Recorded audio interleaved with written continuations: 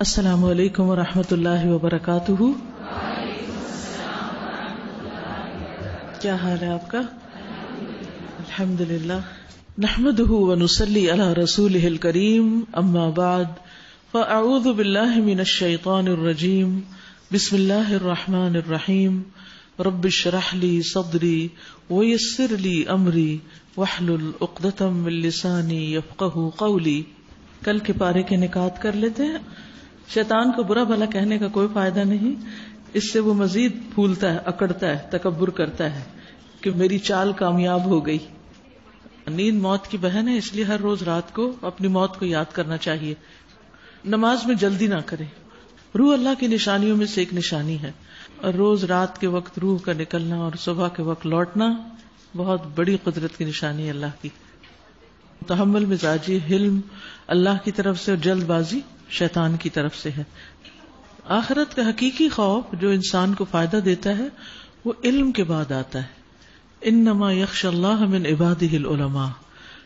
جن لوگوں نے کہا کہ اللہ ہمارا رب ہے اور پھر اس پہ وہ جم گئے، مرتے دم تک اللہ ہی کو اپنا رب کہا، تو ان کو فرشتوں کے ذریعے مدد دی جاتی ہے. عقیدے کی درستگی باقی اعمال کی درستگی کا سبب بنتا ہے. قرآن مجید شفا ہے، لیکن اس کے لیے یقین کا ہونا ضروری ہے. اللہ کی رحمت سے مایوس نہ ہو. قرآن پڑھنے پڑھانے والوں کی اگر دنیا میں کوئی عزت نہ بھی کرے تو اللہ کے ہاں ان کی عزت ہے. سب سے بڑا ظلم شرک کرنا ہے. نماز کے بعد سلام پھیر کر جتنی دیر آپ مصلی پہ بیٹھتے ہیں فرشتے آپ کے لیے دعائیں کرتے ہیں. اللہم اغفر لہ وارحمہ، ایز لانگ ایز آپ کا وضو باقی رہتا ہے. اللہ کی طرف بلانا سب سے اچھا کام ہے. اللہ سبحانہ وتعالی نے خود اس کی تعریف فرمائی، وَمَنْ أَحْسَنُ قَوْلًا مِّمَّنْ دَعَا إِلَى اللَّهِ وَعَمِلَ صَالِحًا. اللہ سے حیا کرنا ضروری ہے، اور اللہ سے حیا کرنے کا مطلب یہ کہ جو کچھ ہمارے خیالات ہیں ان کو بھی ہم خود واچ کریں کہ ہم کیا سوچ رہے ہیں کسی انسان کے بارے میں یا کسی بھی چیز کے. ہمارے گھر، ہماری دنیا ہمیں اپنے اندر اتنا نہ گم کر لے کہ ہم اللہ کی یاد سے غافل ہو جائیں. رات کو جب بندہ باوضو ہوتا ہے تو فرشتہ اس کے ساتھ ہوتا ہے اور اس کے لیے دعا کرتا ہے جب اس کی آنکھ کھلتی ہے. نگاہوں کی خیانت سے بھی بچنا چاہیے. شرک اور غیبت یہ اعمال کو ضائع کرنے والی چیزیں ہیں. آج میں جب چاند کو دیکھ رہی تھی صبح تو مجھے یہ بات یاد آ رہی تھی کہ آج تو یہ آسمان پر چمک رہا ہے اور کل اس کو جہنم میں ڈالا جائے گا. عیادت کرنے کی جزا جو ہے وہ بہت بڑی ہے، اس لیے اس نیکی کو کمانے کا بھی اہتمام ضرور کرنا چاہیے.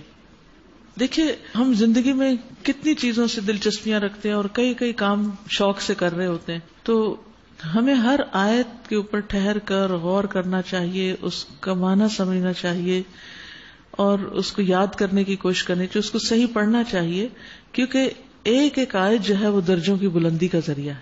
تو اس سے اچھا کام کیا ہو سکتا ہے کہ جس سے ہمیشہ کی زندگی، کبھی آپ اس کے بارے میں سوچیں نا کہ وہ زندگی ہمیشہ کی ہے، ہمیشہ کی، اور اس میں جتنی زیادہ نعمتیں ہوں گی اتنی زیادہ خوشیاں ہوں گی انسان کو. اور دنیا میں کوئی چیز کتنی بھی آپ کو مل جائے اس کو تو چھوڑنا ہی چھوڑنا ہے. تو چند دن کی بات ہے، قیامت کے دن انسان کہے گا دن یا دن کا کچھ حصہ رہ کے آئے ہم دنیا میں. تو عقل مند کون ہے پھر؟ وہ جو ہمیشہ رہنے والی کو ترجیح دے اور اس کی تیاری کرے، اس دنیا میں کھو کر اس کو نہ بھولے، وہ عقل مند ہے. بسم اللہ الرحمن الرحیم. الحمد للہ رب العالمین، الرحمن الرحیم، مالک یوم الدین، ایاک نعبد و ایاک نستعین، اہدنا الصراط المستقیم، صراط الذین انعمت علیہم غیر المغضوب علیہم ولا الضالین.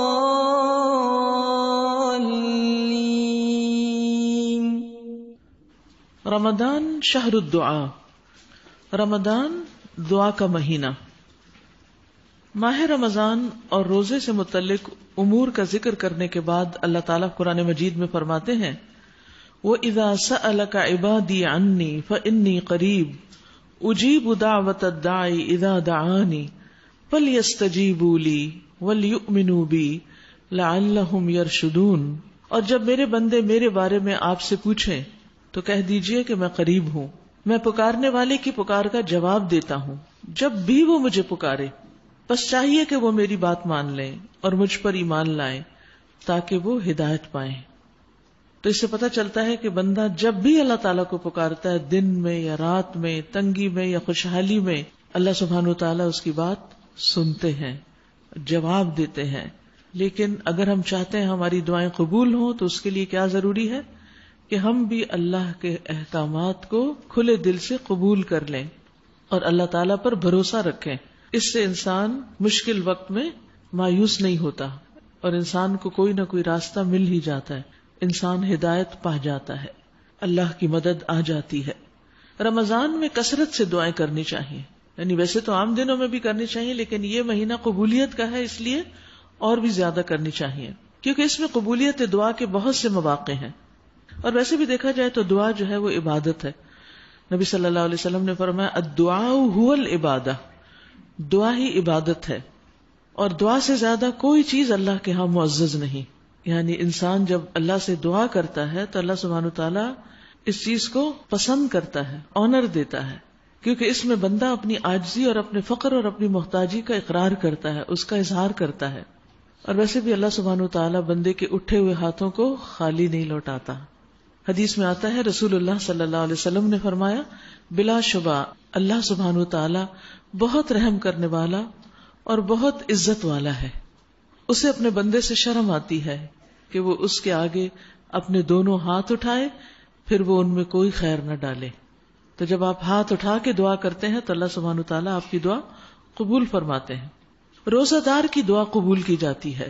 انس بن مالک سے روایت ہے کہ رسول اللہ صلی اللہ علیہ وسلم نے فرمایا ثلاث دعوات لا ترد، دعوت الوالد ودعوت الصائم ودعوت المسافر، تین آدمیوں کی دعا رد نہیں کی جاتی، باپ کی دعا یعنی اپنی اولاد کے حق میں، روزہ دار کی دعا اور مسافر کی دعا۔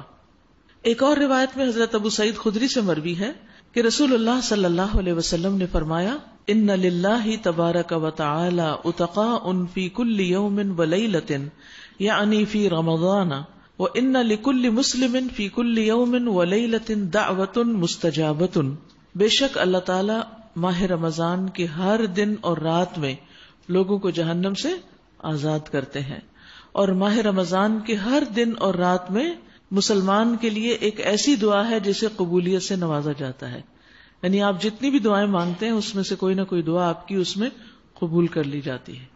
تو اس لیے انسان دعاؤں کا اہتمام کرے۔ افطاری کا وقت دعاؤں کی قبولیت کا وقت ہے۔ حضرت عبداللہ ابن عمرو ابن العاص سے روایت ہے کہ رسول اللہ صلی اللہ علیہ وسلم نے فرمایا ان للصائم عند فطرہ لدعوۃ ما ترد، بلا شبہ روزہ دار کے لیے افطاری کے وقت ایک ایسی دعا ہے جسے رد نہیں کیا جاتا۔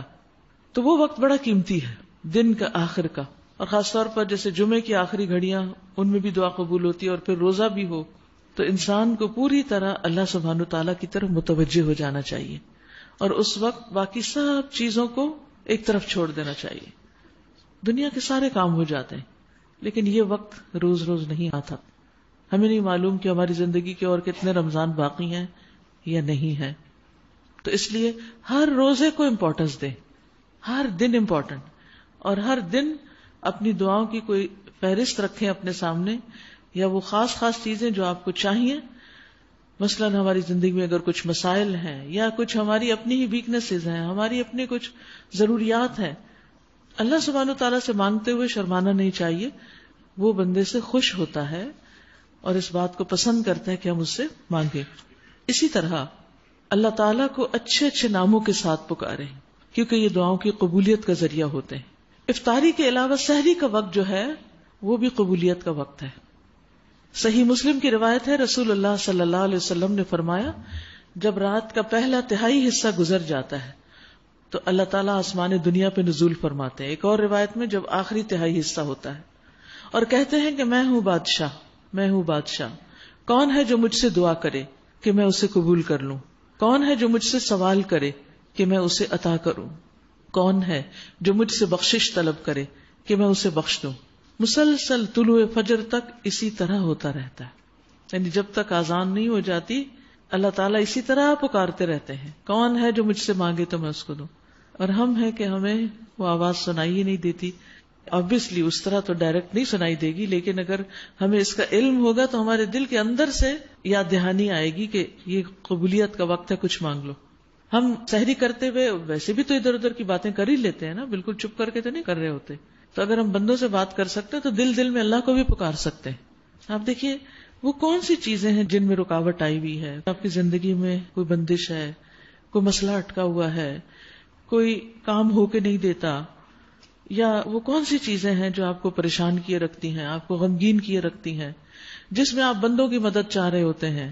ان سب مسائل کا حل یہی ہے کہ اس وقت اپنے رب کو پکاریں اور اس سے مانگیں، اور وہ دے گا. پورے یقین سے مانگیں، اس وقت کو گنوائیں نہیں، ضائع نہیں کریں. تو کرنے کے کام کیا ہیں کہ رمضان کے دنوں کو غنیمت جانتے ہوئے خوب خوب دعائیں مانگیں. کبھی تنہائی میں رو کر اور گڑ گڑا کر بھی دعا کریں، کیونکہ تنہائی کی عبادت بھی بہت پسندیدہ ہے، اس میں کوئی ریاکاری نہیں. فرض نمازوں، تلاوت قرآن کے بعد، سحر و افطار کے اوقات میں اپنے لیے دوسروں کے لیے دعا مانگیں. اور جو دعائیں آپ مانگیں گے نا، اس میں خاص طور پر دین پر اپنی استقامت کی دعا، قرآن کے علم کو مزید حاصل کرنے کی دعا، اس خیر کو زیادہ سے زیادہ لوگوں تک پہنچانے کی دعا کہ اللہ تو مجھ سے یہ کام لے لے. کیونکہ جب انسان دوسروں کو خیر بانٹتا ہے تو وہ ساری پلٹ کے اسی کی طرف واپس آتی، اس کا اجر بڑھتا چلا جاتا ہے. اب یہ آپ پر ہے کہ آپ کتنا بڑھاتے ہیں. اصل میں جو دعا ہوتی ہے نا، وہ ہمارے جذبات کے آئینہ دار ہوتی ہے. جو کچھ ہم مانگتے ہیں اس سے یہ پتہ چلتا ہے کہ ہم کن چیزوں کے بارے میں کنسرنڈ ہیں، ہمارا شوق کیا ہے، ہم واقعی کیا کرنا چاہتے ہیں. مثلا اگر آپ کو شوق ہے یا پریشانی ہے کہ آپ کی نماز اچھی ہو جائے تو اس کے لیے بھی دعا کریں.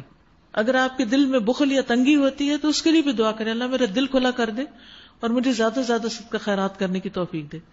اسی طرح باقی بھی جو کام آپ نیکی کے سمجھتے ہیں کہ یہ نیکی کے کام ہے اور جن کے بارے میں آپ فکر مند بھی ہوتے ہیں، ان چیزوں کے لیے ضرور دعا کریں.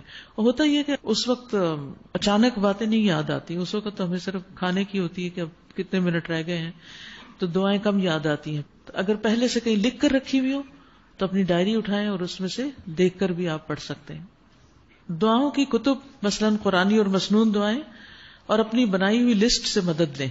اور آپ یہ بھی کر سکتے ہیں کہ مثلاً ایک کتاب آپ نے اپنے لیے مقرر کر لی کہ میری کتاب ہے، اور ہر وقت آپ اس کو اپنے ساتھ رکھتے ہیں، تو اپنی ذاتی دعائیں جو ہیں وہ بھی آپ اس کے اندر، جیسے یہ پچھلے پیج خالی ہے نا، ان میں آپ لکھ کے رکھ لیں تاکہ دو دو کاپیاں نہ اٹھانی پڑے آپ کو. اور اس کے علاوہ جیسے آپ چلتے پھرتے دن میں کسی وقت کوئی بات آپ کو یاد آ گئی، مجھے یہ دعا کرنی، مجھے یہ چاہیے، فوراً سوچے دعا کرنی. لیکن جب قبولیت کا وقت ہوگا تو شاید وہ یاد نہ رہے، تو آپ کیا کریں، جا کے اپنی اس کتاب کے اندر لکھ لیں تاکہ جب آپ کھولیں تو آپ کو یاد رہے کہ یہ آپ کو مانگنا تھا. کیونکہ انسان کے دل کی حالتیں بدلتی رہتی ہیں نا. کسی وقت ہمیں ایک چیز کی شدت سے خواہش ہوتی ہے، کچھ دیر کے بعد اس کو ہم بالکل بھولے ہوئے ہوتے ہیں، وہ شدت ختم ہو چکی ہوتی ہے. تو شدت کے اوقات میں جو کچھ کیفیات ہوں ان کو آپ ضبط کر لیا کریں، لکھ لیا کریں کہیں. مختلف مواقع سے متعلق مسنون دعائیں زبانی یاد کرنے کی کوشش کریں. اور اس کے لیے کتاب دعا کیجئے جو ہے، دعا کیجئے کتاب کا نام ہے، یہ اس میں بہت سی نئی نئی دعائیں ہیں اور اچھی اچھی ہر موقع کی مناسبت سے، جیسے والدین کے لیے، اولاد کے لیے، اور شادی کے لیے، اور مسائل کے حل کے لیے. تو اگر وہ کتاب بھی آپ کے پاس ہو تو اس میں سے بھی آپ ایک ایک کر کے دعا یاد کر سکتے ہیں. نماز سے 15 منٹ پہلے مسجد میں تشریف لے جائیے، قرآن مجید پڑھیے، ذکر کیجیے، اذان سن کر جواب دیجیے اور دعا مانگیے، کیونکہ اذان اور اقامت میں درمیانی وقت دعاؤں کی قبولیت کا وقت ہے، لہٰذا ان گھڑیوں سے فائدہ اٹھائیں. مثلا آپ تراویح کے لیے جاتے ہیں تو آپ تھوڑا پہلے چلے جائیں کہ آپ وہاں جا کے اذان سن سکیں اگر ممکن ہو. اور اگر گھر میں آپ کی مسجد قریب ہے، اذان آتی ہے، تو گھر میں بھی آپ اس سے فائدہ اٹھا سکتے ہیں. جیسے ذکر کیا گیا کہ اللہ کے ناموں کے ساتھ اللہ کو پکارنا چاہیے، تو اس صفحے پر آپ دیکھیں کہ جیسے یہ چند ایک صرف نمونے کے طور پر کچھ نام لکھے گئے. یا اللہ، یا رحمان، یا رحیم، یا حی، یا قیوم، یا ذی الجلال والاکرام، یا احد، یا صمد، یا وتر، یا فرد، یا مجیب الدعوات، یا بدیع السماوات والارض، یا رب. اور خاص طور پر اپنے لیے کیا مانگے کہ یا رب مجھے ایمان، اخلاص، تقوی اور اچھے اخلاق عطا فرما. جس کو یہ دولت مل جائے گویا اس کو بہت بڑی دولت مل گئی. اسی طرح کچھ اور مقبول دعائیں بھی ہیں. مثلاً حضرت انس کہتے ہیں کہ میں نبی صلی اللہ علیہ وسلم کے ساتھ تھا تو ایک آدمی نے دعا کی، یا بدیع السماوات یا حی یا قیوم انی اسألک، اور اپنا سوال کیا. اس کا مطلب کیا؟ اے آسمانوں کو پیدا کرنے والے، زمین کو پیدا کرنے والے، اے زندہ اور قائم رہنے والے حی قیوم، بے شک میں تجھ سے سوال کرتا ہوں، جس بھی چیز کا آپ سوال کریں. تو نبی صلی اللہ علیہ وسلم نے اس کو اس طرح دعا کرتے ہوئے سنا. آپ نے فرمایا کیا تمہیں معلوم ہے کہ اس شخص نے کس چیز کے ساتھ دعا کی ہے؟ اس ذات کی قسم جس کے ہاتھ میں میری جان ہے، اس نے اللہ کو اس کے اس نام سے پکارا ہے کہ جس نام کے ساتھ اسے پکارا جائے تو اللہ تعالیٰ دعا قبول کر لیتا ہے. اس لیے اللہ کے ناموں کے ساتھ اللہ کو پکارے. وَلِلَّهِ الْأَسْمَاءُ الْحُسْنَى فَادْعُوهُ بِهَا.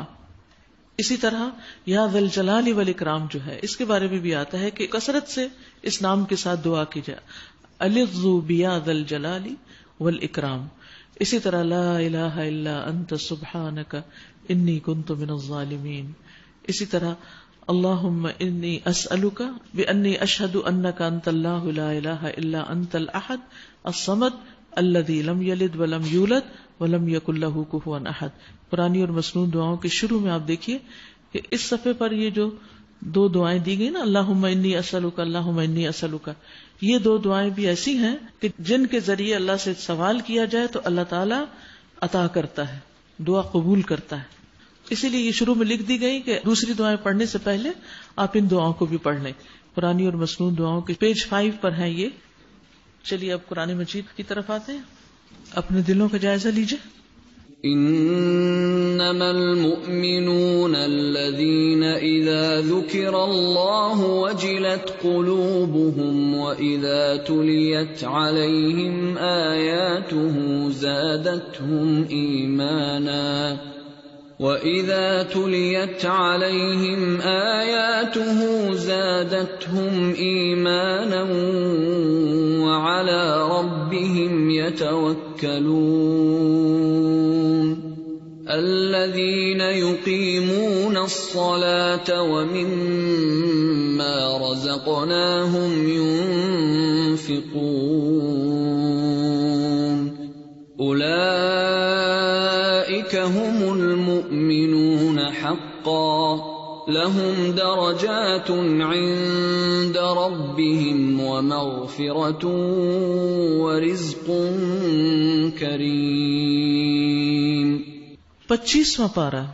إليه يرد علم الساعة وما تخرج من ثمرات من أكمامها وما تحمل من أنثى ولا تضع إلا بعلمه ويوم يناديهم أين شركائي قالوا آذناك ما منا من شهيد وضل عنهم ما كانوا يدعون من قبل وظنوا ما لهم من محيص.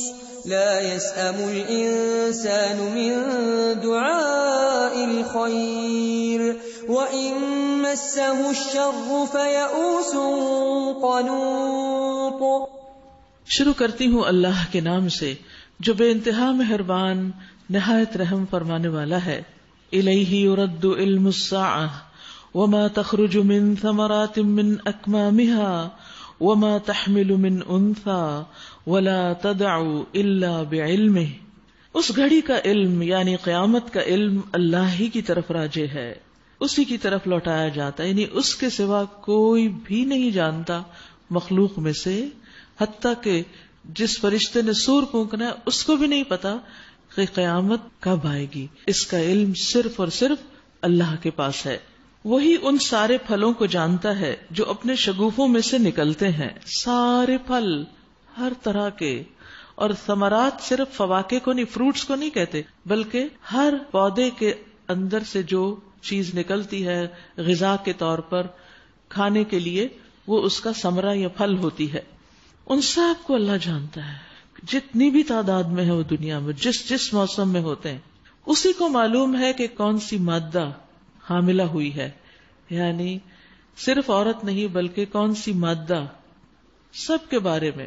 ما تحمل من انثى، انثى فیمیل کے لیے آتا ہے. اور کس نے بچہ جنا ہے؟ دنیا میں کوئی بچہ کہیں پیدا ہوتا ہے کسی بھی جاندار کا، وہ اللہ کے علم میں ہوتا ہے. پھر جس روز وہ ان لوگوں کو پکارے گا کہ کہاں ہے میرے وہ شریک، یہ کہیں گے ہم عرض کر چکے ہیں، آج ہم میں سے کوئی اس کی گواہی دینے والا نہیں ہے. کوئی بھی پھر اس دن اللہ کے سوا کسی اور کو شریک نہیں مانے گا. اب دیکھیے کہ یہاں بات ہو رہی تھی اللہ کے علم کی اور پھر شرک کی بات ہوئی. تو بات یہ ہے کہ اللہ سبحانہ تعالیٰ کے علاوہ کوئی اور یہ دعویٰ کر سکتا ہے کہ مجھے معلوم ہے کہ دنیا میں کتنی مادہ کب حامل ہوئی؟ کوئی ڈاکٹر، کوئی ہاسپٹل، کوئی بھی ہرگز نہیں. اسی طرح کوئی یہ کہہ سکتا ہے کہ مجھے پتا ہے کہ اس وقت دنیا میں کتنے پھل اگ رہے ہیں یا اگے ہوئے ہیں یا نکل رہے ہیں، یا یہی بتا دیں کہ ایک شہر کی مارکیٹ میں صرف ایک پھل کی تعداد بتا دیں، وہ بھی نہیں بتا سکتے. تو علم میں بھی کوئی اللہ کا ثانی نہیں، وہی سب سے زیادہ علم رکھنے والا ہے. جب اس کے علم نے ہر چیز کا احاطہ کیا ہوا ہے تو پھر اسی کو الہ مانو، کسی اور کی طرف کیوں رجوع کرتے ہو؟ اس وقت وہ سارے معبود ان سے گم ہو جائیں گے جنہیں یہ اس سے پہلے پکارتے تھے، اور یہ لوگ سمجھ لیں گے کہ ان کے لیے اب کوئی جائے پناہ نہیں ہے. انسان کبھی بھلائی کی دعا مانگتے نہیں تھکتا. لا يسأم الانسان من دعاء الخیر وَإِن مَسَّهُ الشَّرُّ فَيَئُوسٌ قَنُوطٌ. اور جب کوئی آفت اس پر آ جاتی ہے تو مایوس اور دل شکستہ ہو جاتا ہے، مگر جو ہی کہ سخت وقت گزرنے کے بعد ہم اسے اپنی رحمت کا مزہ چکھاتے ہیں تو یہ کہتا ہے کہ میں اسی کا مستحق ہوں اور میں نہیں سمجھتا کہ قیامت کبھی آئے گی. لیکن اگر واقعی میں اپنے رب کی طرف پلٹایا گیا تو وہاں بھی مزے کروں گا. حالانکہ کفر کرنے والوں کو لازماً ہم بتا کر رہیں گے کہ وہ کیا کر کے آئے ہیں اور انہیں ہم بڑے گندے عذاب کا مزہ چکھائیں گے. اس آیت سے یہ بات پتہ چلتی ہے کہ اپنے لیے دنیا میں ہر انسان خیر چاہتا ہے اور اس میں کیا کیا مانگتا ہے، مثلاً خوشحالی، رزق کی کشادگی، تندرستی، بال بچوں کی خیر، امن، صحت، بہت سی چیزیں مانگتا رہتا ہے. لیکن کبھی ایسا بھی ہوتا ہے کہ انسان کی کوئی دعا قبول نہیں ہوتی، یعنی وقتی طور پر نہیں ہوتی یا فوراً نہیں ہوتی. تو پھر کیا ہوتا ہے؟ تکلیف آتی ہے تو صبر نہیں کرتا، فَيَئُوسٌ قَنُوطٌ، سخت مایوس ہو جاتا ہے، نا امید ہو جاتا ہے. لیکن جب اللہ تعالیٰ مشکل دور کر دیتے ہیں تو پھر اللہ کو بھول کر اپنی قابلیت کی بات کرتا ہے. تو یہاں انسان کی دو بدترین صفات کا ذکر کیا گیا ہے، یئوس، قنوط. اس سے پتہ چلتا ہے کہ انسان کی طبیعت میں، اس کی فطرت میں صبر اور حوصلہ نہیں ہے. اس کے اندر نہ خیر پر اور نہ شر پر صبر کا حوصلہ، سوائے اس شخص کے جس کو اللہ اس حال سے نکال کر حالت کمال میں منتقل کر دے، بس وہی ہے. ادروائز عام انسانوں کے اندر بے صبری کا مادہ زیادہ ہے کہ جب انسان کو کوئی تکلیف پہنچتی ہے تو انسان مایوس ہو جاتا ہے اور یوں وہ غمگین ہو جاتا ہے، اور جب خوشحالی پہنچتی ہے تو اللہ ہی کو بھول جاتا ہے کہ اللہ سبحانہ وتعالیٰ نے اس پر انعام کیا تھا اور یہ کہ جو کچھ اس کو ملا ہے وہ اللہ ہی کے فضل سے ملا ہے. اس موقع پر وہ تکبر کرنے لگتا ہے اور وہ کہتا ہے کہ میں ہی اس کا حقدار تھا. پھر اللہ سبحانہ وتعالیٰ نے اس کی نسبت قیامت کو جھٹلانے کی طرف کی، یعنی جب انسان کو دنیا مل جاتی ہے اور مزے کرنے لگتا ہے تو آخرت ہی کو بھول جاتا ہے، اسی کا انکار کر بیٹھتا ہے اور پھر اس خوش فہمی میں مبتلا ہو جاتا ہے کہ اگر مجھے یہاں ملا ہے تو وہاں بھی ملے گا، اگر یہاں میرے لیے اچھائی ہے تو وہاں بھی میرے لیے سب اچھا ہی ہوگا. تو اس طرح اس انسان کے اندر جہالت بھی ہے اور غرور بھی ہے، اور یہ دو چیزیں جو ہیں یہ انسان کو کہیں کا نہیں چھوڑتی اور سب سے زیادہ اللہ کا ناپسندیدہ بنا دیتی ہیں. اس لیے تکلیف میں صبر، اور صبر کا معنی کیا ہے کہ انسان اس کا ہر وقت باویلا نہ کرے، دوسروں کو پریشان نہ کرے، کیونکہ بعض اوقات ہم پر کوئی تکلیف آتی ہے تو ہم ہر وقت اس کا دکھ درد اس کو سنا کر ہر طرف اس پریشانی کو پھیلا دیتے ہیں، حتیٰ کہ دور بیٹھے ہوئے رشتے دار جو ہیں ان کو بھی پریشان کر دیتے ہیں. وہ بےچارے کچھ کر بھی نہیں سکتے لیکن دور بیٹھے پریشان ہوتے رہتے ہیں. تو بہتر یہ تھا کہ جتنا ہم لوگوں کو بتانے میں وقت لگاتے ہیں اتنا وقت ہم کیا کرتے، اللہ سے دعا کرتے، اللہ کے آگے گڑ گڑاتے، صدقہ خیرات کرتے، نیکی کے کاموں میں اور زیادہ لگ جاتے. ہوتا یہ ہے کہ جب ہمارے اندر مایوسی آتی ہے تو ہم جو اچھے کام کر رہے ہوتے ہیں نا وہ بھی چھوڑ کے بیٹھ جاتے ہیں. اور صرف اسی غم کے گرد ہماری زندگی گھومنے لگتی. حالانکہ نیکی کے کام، نیکیوں میں آگے بڑھنا علاج ہے غموں کا. ایک طرف رکھیں ان چیزوں کو اور اللہ کی اطاعت میں لگ جائیں، نیکی کے کاموں میں دوڑ دوڑ کر شریک ہونے لگے، تو آپ دیکھیں گے کہ آہستہ آہستہ آہستہ آہستہ وہ چیزیں جھڑنے لگیں گی آپ سے. ابو ہریرہ کہتے ہیں نبی صلی اللہ علیہ وسلم نے فرمایا، جب تک آدمی کسی گناہ یا قطع رحمی اور قبولیت میں جلدی نہ کرے، جلدی نہ مچائے کہ فوراً میری دعا قبول ہو، اس وقت تک بندے کی دعا قبول کی جاتی رہتی ہے. عرض کیا گیا، اے اللہ کے رسول جلدی کیا ہے؟ آپ نے فرمایا، وہ کہے کہ میں نے دعا مانگی تھی اور میری دعا مجھے نہیں معلوم کہ قبول ہوئی کہ نہیں، اور پھر وہ تھک کے بیٹھ جاتا ہے اور دعا مانگنا چھوڑ دیتا ہے. تو دعا چھوڑنے سے مسئلہ حل نہیں ہوتا. آج نہیں قبول ہوئی، کل ہو جائے گی، پرسوں ہوگی، کرتے جائیں کرتے جائیں کرتے جائیں. پہلے سے بھی زیادہ اس میں شدت اختیار کریں، زیادہ توجہ کے ساتھ اللہ کی طرف رجوع کریں. فضالہ بن عبید سے مروی ہے کہ رسول اللہ صلی اللہ علیہ وسلم نے فرمایا، 3 آدمیوں کے بارے میں مت پوچھو. کیا نہ پوچھو کہ انہیں کیسی سزا ملے گی. نمبر 1، وہ آدمی جو اللہ عز و جل سے اس کی چادر لینے میں جھگڑا کرے. بے شک اللہ کے اوپر کبریائی کی چادر ہے اور نیچے عزت کی چادر ہے. تو جو شخص بڑا بننا چاہتا ہے اللہ اس سے ناراض ہوتے ہیں. متکبر شخص کو اللہ پسند نہیں کرتا. دوسرے وہ شخص جو اللہ کے کاموں میں شک کرے. اور تیسرے اللہ کی رحمت سے مایوس ہونے والا. تو اللہ سبحانہ وتعالیٰ کو ایسا شخص ناپسند ہے جو اللہ کی رحمت سے مایوس ہو جائے. تو اس مایوسی سے نکلنا بہت ضروری ہے. ہمیشہ امید سے رہیں کہ اللہ ضرور سنے گا. اور جب امید آتی ہے نا دل میں، تو انسان کے اندر ایک حوصلہ آتا ہے، ایک سکون آتا ہے، ایک خوشی آتی، ایک قوت آتی ہے، اور اس قوت کے ساتھ پھر آپ اٹھ بیٹھتے ہیں. ورنہ تکلیفیں آپ کو گھیر کے گرا دیتی ہیں اور کسی کام کا نہیں چھوڑتی.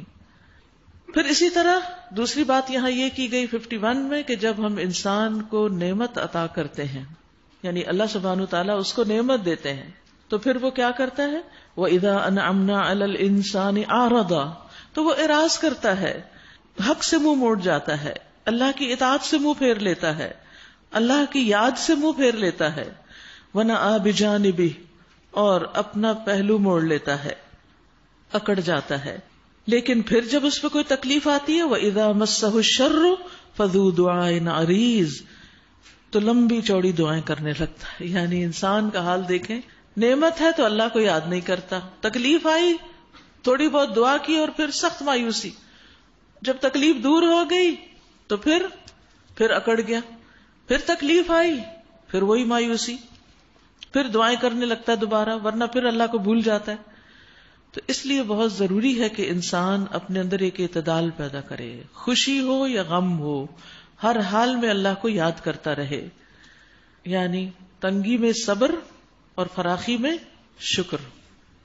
اے نبی صلی اللہ علیہ وسلم، ان سے کہیے، کبھی تم نے یہ بھی سوچا کہ اگر واقعی یہ قرآن اللہ ہی کی طرف سے ہوا اور تم اس کا انکار کرتے رہے تو اس شخص سے بڑھ کر بھٹکا ہوا اور کون ہوگا جو اس کی مخالفت میں دور تک نکل گیا ہو.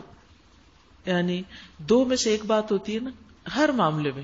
مثلا قرآن اللہ کی طرف سے ہے یا نہیں، اللہ کی کتاب ہے یا نہیں، اگر اس میں شک ہو، جیسے بھی نا اللہ کے کاموں میں شک، تو اسی طرح کا شک ہوتا ہے کہ پتہ نہیں اللہ کی کتاب ہے بھی کہ نہیں، یہ سچ ہے بھی کہ نہیں. اور دوسرا یہ کہ یہ سچ ہے، حق ہے. اب اگر انسان شک میں رہا تو شامت آئے گی، لیکن اگر انسان اس کو حق مانتا ہے تو دونوں صورتوں میں کامیاب ہے.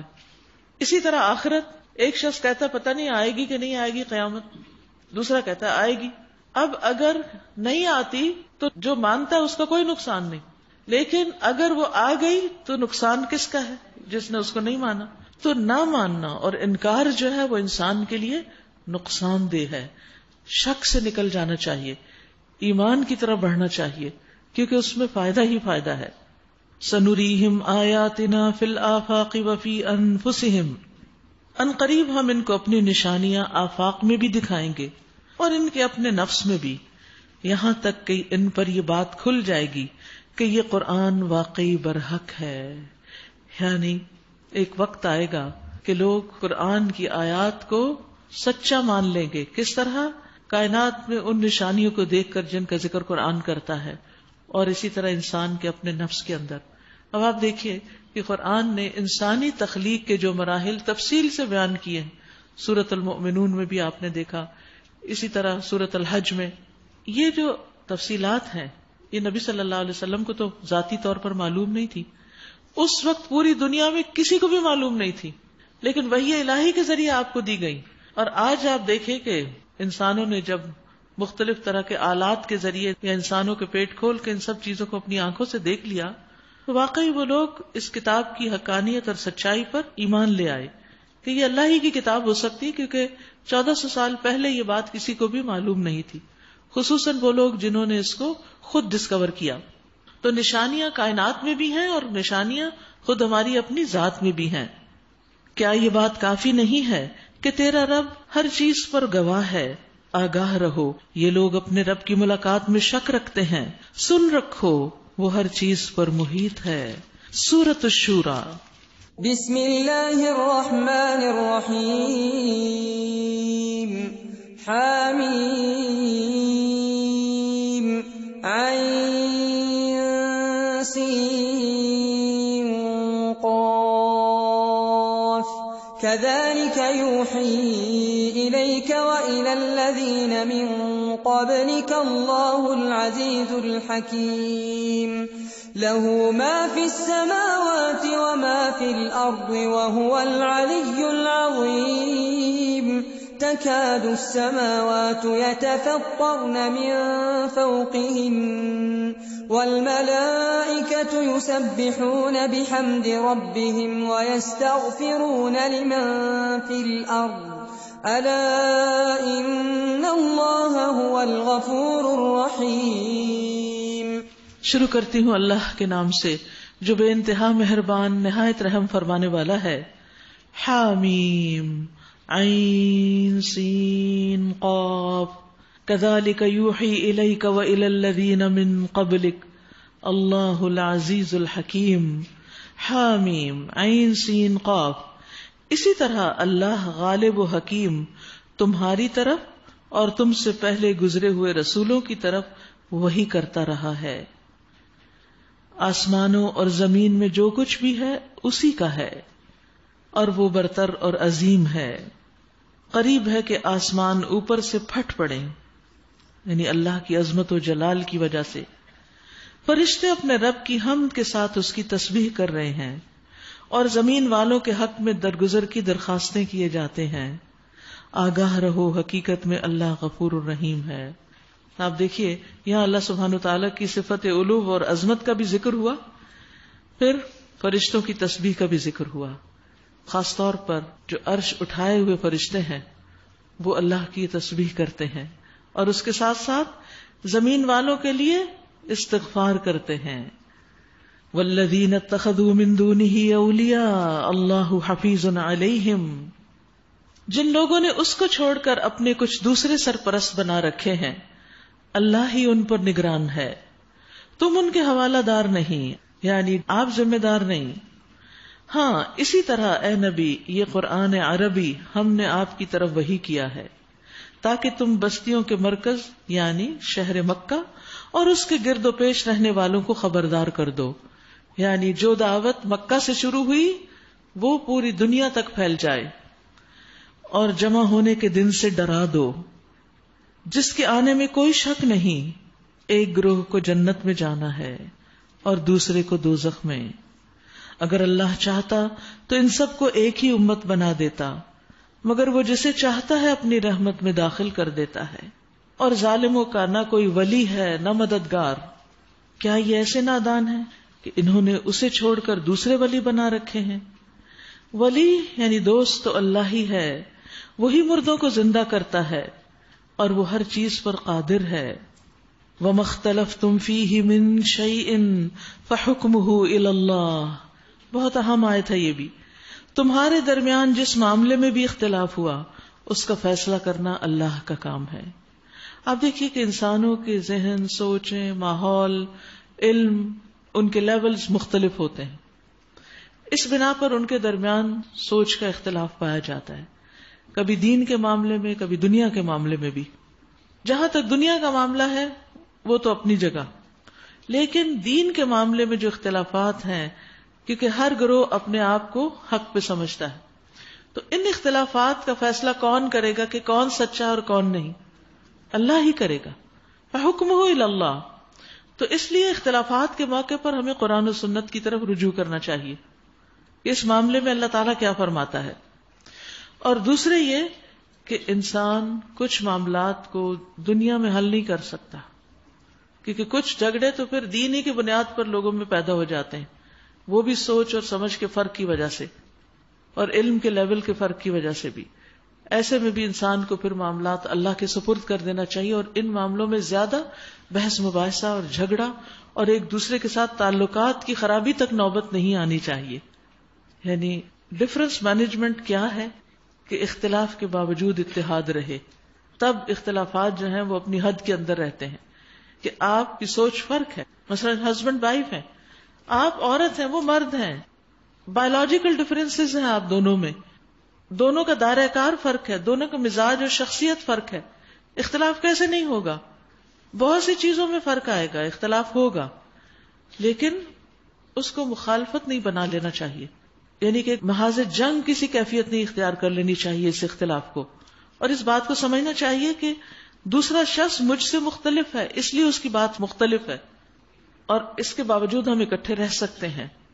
اور اس کا طریقہ کیا ہے کہ آپ اپنے نقطہ نظر کو بیان کر دیں، اس پر انسسٹ نہ کریں کہ نہیں ہوگی بات تو یہی ہوگی ورنہ نہیں ہوگی، یہ پکے گا ورنہ کچھ نہیں پکے گا.